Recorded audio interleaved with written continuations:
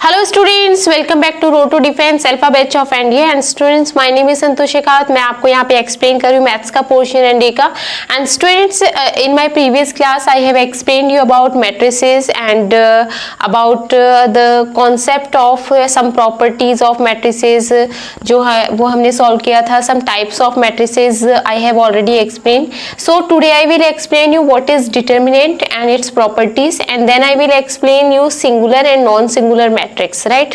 तो students, determinant अगर मैं पहले एक्सप्लेन करूं आपको, तो what is the meaning of determinant. कि स्टूडेंट्स, अगर सपोज मैंने कोई 2x2 का मैट्रिक्स लिया है, 2 3 4 1, सपोज ये कोई मैट्रिक्स है, तो सबसे पहले सपोज ये मैट्रिक्स ए है, तो इसका जो डिटर्मिनेंट है उसको हम इससे डिनोट करते हैं। इसका मीनिंग होता है डिटर्मिनेंट ऑफ ए, राइट। ये जो आपको सिंबल दिखाई दे रहा है जिसमें हम 2 लाइंस बोल सकते हो आप कि या फिर मोड का जो साइन होता है उस तरह का साइन होता है, तो this is known as what determinant of a matrix. अब हम ये कैसे फाइंड करते हैं स्टूडेंट्स। तो अगर 2x2 का मैट्रिक्स है तो दिस 2 डायगोनल एलिमेंट्स को मल्टीप्लाई करना है। 2 × 1 माइनस डायगोनल एलिमेंट्स को मल्टीप्लाई करना है 3 × 4। इससे जो नंबर आपको मिलेगा 2 - 12 = -10, ये जो नंबर आपको मिलेगा this is known as determinant of a matrix. ये 2x2 का मैट्रिक्स है, इसका डिटर्मिनेंट हम इस तरीके से फाइंड करते हैं। अब स्टूडेंट्स, अगर मैं बात करूँ 3x3 का, सपोज मैंने एक मैट्रिक्स लिया है 3x3 का मैट्रिक्स ए। सपोज ये मैट्रिक्स है 1 2 1 3 2 1 एंड 1 1 1। सपोज ये मैट्रिक्स है आपके पास में, आपको इसका डिटर्मिनेंट फाइंड करना है स्टूडेंट्स। तो इसका डिटर्मिनेंट हम कैसे फाइंड करते हैं। डिटर्मिनेंट ऑफ ए इक्वल, आपको क्या करना है स्टूडेंट्स, ये 1 जो जैसे हम माइनर्स फाइंड करते हैं तो multiply this element with this element, तो ये क्या हो जाएगा 2 × 1 माइनस 1 × 1, तो ये 1 × 1। देन स्टूडेंट्स माइनस साइन आता है यहाँ पे 2 and this element multiply by this element 3 × 1 minus 1 × 1, then plus 1 and this element multiply by this 1 × 3 minus 2 × 1, right. ये आपके पास में आ जाएगा। जब आप इसको सॉल्व करोगे स्टूडेंट्स तो आपके पास में क्या आएगा, यहाँ पे ये 2 - 1 हो जाएगा। 1 को जब आप इससे 2 - 1 आएगा यहाँ से, तो 1 मिलेगा। 1 × 1 1 हो जाएगा। मैं डायरेक्टली लिख रही हूँ 3 - 1 2 एंड 2 × 2 इज -4, देन 3 - 2 1 × 1 इज 1। तो स्टूडेंट्स, आपके पास में यहाँ से क्या आ रहा है -2 आ रहा है, तो -2 इसका क्या हो जाएगा, डिटर्मिनेंट हो जाएगा, राइट। तो स्टूडेंट, इस तरीके से हम क्या करते हैं, डिटर्मिनेंट फाइंड करते हैं एक मैट्रिक्स का। इसकी कुछ प्रॉपर्टीज होती है स्टूडेंट्स। अगर आपको वो प्रॉपर्टीज पता है तो फिर आप उस किसी भी मैट्रिक्स का जो डिटर्मिनेंट है वो और भी जल्दी फाइंड कर सकते हो। अगर आपको कोई मैट्रिक्स कॉम्प्लिकेटेड फॉर्म में गिवन है तो अगर उसमें प्रॉपर्टीज आप अप्लाई करो तो हम उसका जो डिटर्मिनेंट है वो थोड़ा और जल्दी फाइंड कर सकते हैं। मैं 1 बाय 1 करके आपको यहाँ पे प्रॉपर्टीज एक्सप्लेन करूंगी। तो स्टूडेंट, जो फर्स्ट प्रॉपर्टी है that property is what, suppose आपको कोई मैट्रिक्स गिवन है ABC एंड DEF, इस तरह से कोई मैट्रिक्स गिवन। तो स्टूडेंट्स, अगर किसी भी मैट्रिक्स की कोई भी 2 रो या फिर 2 कॉलम जो है वो अगर आइडेंटिकल होते हैं, आइडेंटिकल मीन्स व्हाट, अगर सेम होते हैं तो उसका डिटर्मिनेंट हमेशा क्या होता है स्टूडेंट्स, 0 होता है, राइट। अगर किसी भी मैट्रिक्स में 2 रो या फिर 2 कॉलम जो है वो अगर आइडेंटिकल है तो उसका डिटर्मिनेंट हमेशा क्या होता है स्टूडेंट्स, 0 होता है, राइट। ये स्टूडेंट्स, अगर आप इसको सॉल्व करके भी देखेंगे तभी आपको इसका आंसर मिल जाएगा कि आपको सिर्फ ये चेक करना है कि अगर उसकी कोई भी 2 रो या फिर 2 कॉलम जो है वो आइडेंटिकल है तो उसका डिटर्मिनेंट हमेशा क्या होता है, 0 होता है। तो आपको अगर कोई ऐसा मैट्रिक्स दिखता है तो आपको उसको पूरा सॉल्व करने की जरूरत नहीं है, आप डायरेक्टली आंसर लिख सकते हैं कि उसका डिटर्मिनेंट 0 है। सेकेंड प्रॉपर्टी क्या होती है स्टूडेंट्स, कि अगर आपके पास में कोई भी एक कॉलम या फिर रो अगर 0 है, जैसे सपोज 0 0 0 है और बाकी यहाँ पे कुछ एलिमेंट्स है, तो फिर उसका जो डिटर्मिनेंट है वो हमेशा क्या होता है, 0 होता है, राइट स्टूडेंट्स।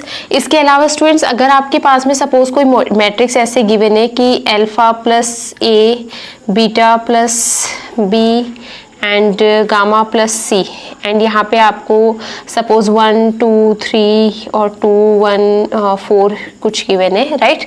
तो ये जो मैट्रिक्स है इसका जो डिटर्मिनेंट अगर आप फाइंड करो तो इसका जो डिटर्मिनेंट है वो आप ऐसे फाइंड कर सकते हो, अल्फा बीटा गामा 1 2 3 एंड 2 1 4, आप इस तरह से ब्रेक कर सकते हो। मतलब अगर कोई भी दो आपको कोई रो या फिर कॉलम जो है उसको अगर आप इस तरीके से अगर ब्रेक कर पा रहे हो तो आप उसको ऐसे ब्रेक करके भी लिख सकते हो, राइट स्टूडेंट्स। इसको अगर मैं लिखूँ तो ए बी सी और ये दोनों एलिमेंट्स जो है वो सेम रहेंगे, राइट। तो इसका जो डिटर्मिनेंट है स्टूडेंट्स, इन दोनों का जो डिटर्मिनेंट आप निकाल के ऐड करो या फिर इस पूरे का डिटर्मिनेंट अगर आप निकालो तो वो सेम ही आएगा, राइट। आप ऐसे भी निकाल सकते हो, but sometimes it's happen that it get complicated when we are finding out the determinant in this way. तो you can break that matrix in 2 parts, right, and you can find the determinant, right. उसके अलावा students इसमें कुछ और properties ये होती है कि ए ट्रांसपोज अगर आपको ए ट्रांसपोज का डिटर्मिनेंट फाइंड करना है तो ए ट्रांसपोज का डिटर्मिनेंट मैट्रिक्स के डिटर्मिनेंट के ही इक्वल होता है, तो आप उसका डिटर्मिनेंट ही फाइंड कर सकते हैं। अगर सपोज आपको ये प्रॉपर्टी नहीं पता है तो पहले आप उस मैट्रिक्स का ट्रांसपोज फाइंड करेंगे, देन उसका डिटर्मिनेंट फाइंड करेंगे, तो उसकी कोई जरूरत नहीं क्योंकि दोनों का डिटर्मिनेंट जो है वो हमेशा सेम होता है, राइट। तो स्टूडेंट्स ये कुछ प्रॉपर्टीज है जिनके बेसिस पे आप क्या कर सकते हो, डिटर्मिनेंट फाइंड कर सकते हो इनको यूज करके। अब हम बात करते हैं स्टूडेंट सिंगुलर और नॉन सिंगुलर मैट्रिक्स जो है वो क्या होता है। तो सिंगुलर मैट्रिक्स क्या होता है स्टूडेंट्स, अगर आपको कोई मैट्रिक्स गिवन है और अगर आप उसका डिटर्मिनेंट फाइंड करते हो, उसका डिटर्मिनेंट अगर 0 आता है, राइट, जैसे सपोज मैंने लिया यहाँ पे 0 0 2 3, ये मैट्रिक्स सिंगुलर मैट्रिक्स है क्योंकि इसका डिटर्मिनेंट अगर आप फाइंड करोगे तो क्या आएगा स्टूडेंट्स, अगर आपके पास में किसी मैट्रिक्स का डिटर्मिनेंट 0 आता है तो वो मैट्रिक्स क्या होता है, सिंगुलर मैट्रिक्स होता है। अगर उसका डिटर्मिनेंट जो है वो नॉट इक्वल टू 0 आता है, चाहे प्लस है चाहे माइनस है, वो it is not matter, what is that a determinant of a is 0, it means that is singular, and if it is not equal to 0 तो it is non singular, right. आप ऐसे याद रख सकते हैं कि जब नॉट इक्वल टू 0 तो नॉन सिंगुलर, इक्वल टू 0 तो इट इज सिंगुलर, राइट। तो स्टूडेंट सिंगुलर और नॉन सिंगुलर मैट्रिक्स जो है वो ये होता है हमारे पास में। अब स्टूडेंट्स मैंने आपको डिटर्मिनेंट और इसकी प्रॉपर्टीज बताई है या सिंगुलर नॉन सिंगुलर मैट्रिक्स बताया, मैं इस पे बेस्ड आपको कुछ क्वेश्चंस बताती हूँ जो कि प्रीवियस ईयर में आए हुए क्वेश्चंस है, तो let's solve that questions. Okay students, so this is the question. आपको एक मैट्रिक्स गिवन है, it is given that it is a singular matrix, तो आपको ये बताना है कि थीटा की जो वैल्यू है वो क्या हो सकती है, राइट। तो स्टूडेंट्स अगर ये सिंगुलर मैट्रिक्स है तो इसका डिटर्मिनेंट क्या होगा, 0 होगा। अब स्टूडेंट्स मैं यहाँ पे एक चीज आपको और बताती हूँ कि जब भी आपको डिटर्मिनेंट फाइंड करना है तो हम क्या देख रहे हैं कि यहाँ पे ये दो एलिमेंट 0 है, तो अगर मैं इसको इस रो के रेस्पेक्ट में अगर एक्सपेंड करूं, आप किसी के भी रेस्पेक्ट में फाइंड कर सकते हैं, अगर मैं इसके रेस्पेक्ट में एक्सपेंड करूं तो मुझे सिर्फ एक ही एलिमेंट के रेस्पेक्ट में फाइंड करना है, तो इसमें टाइम आपको कम लगेगा। तो स्टूडेंट्स जैसे plus minus plus minus plus minus plus minus plus ऐसे आप साइन फाइंड कर सकते हैं। तो स्टूडेंट्स ये जो है आपके पास में,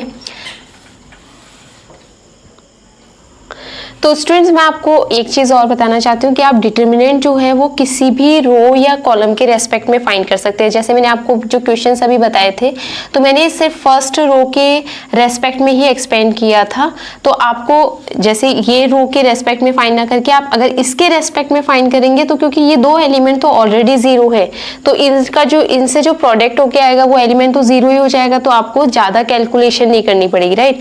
तो आप हमेशा अगर जब भी आपको डिटर्मिनेंट फाइंड करना है तो अगर उसमें जीरोस हैं अगर किसी रो में तो आप उसके रेस्पेक्ट में उसको एक्सपेंड करो, ये भी एक शॉर्ट वे हो सकता है डिटरमिनेंट फाइंड करने का।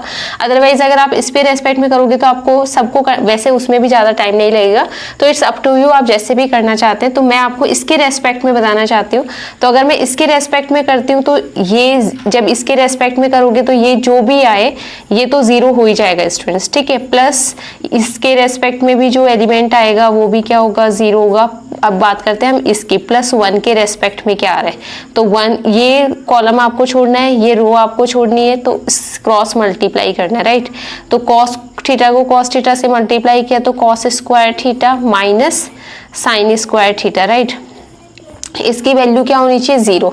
अब स्टूडेंट्स अगर इसकी वैल्यू 0 होनी चाहिए तो इसका मतलब cos square theta equal sine square theta होना चाहिए। अब स्टूडेंट्स अगर ये दोनों इक्वल है इसका मतलब कॉस थीटा इक्वल होना चाहिए साइन थीटा के। अब आप ये देख लो स्टूडेंट्स कि कॉस थीटा और साइन थीटा कब इक्वल होते हैं, कौन सी ऐसी वैल्यू है जिसपे ये दोनों इक्वल होते हैं।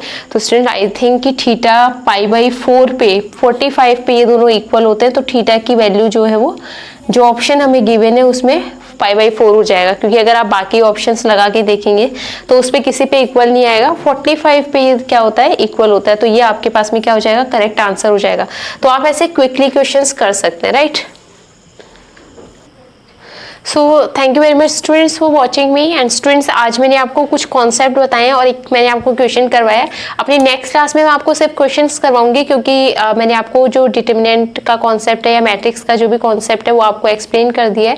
कुछ कॉन्सेप्ट और बचे हुए हैं बट वो मैं अपनी नेक्स्ट क्लास में बताऊंगी। अपनी नेक्स्ट क्लास में आपको क्वेश्चंस करवाने वाली हूँ।